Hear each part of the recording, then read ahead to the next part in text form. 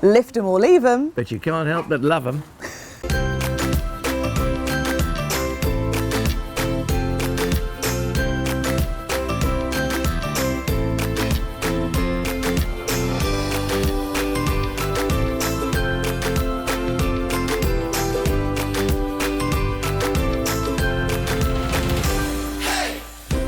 Hello, welcome to Get Gardening. I'm Thordis Fredrickson. And I'm Alan Gray. We have come to do a bit of an update. You might have seen a video we did, well, a few weeks back now, where we talked about collecting Dahlia seed, which not enough people do. I'm really passionate about that. And looked at some of the seedlings Alan had, but they weren't in flower now. Boy, oh boy, are they. They are today. But first of all, I'd like you to look at this variety here because it's no name.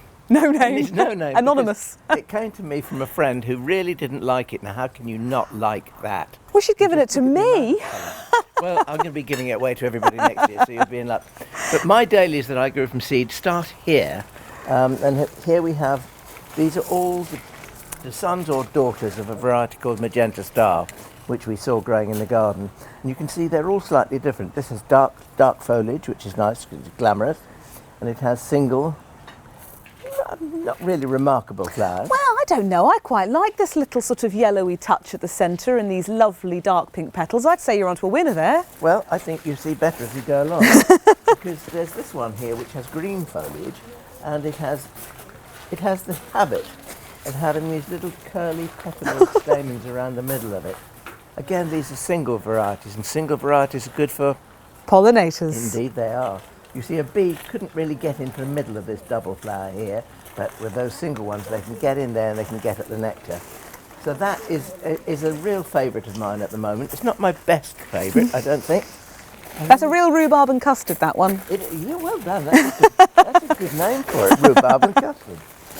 Here we have a single red, and again it's got these dark foliage, which is lovely. Rather reminiscent of a variety called Bishop of Landas, but it's not the same because Bishop of Landas has rounded petals, and this has pointed petals that slightly curl back.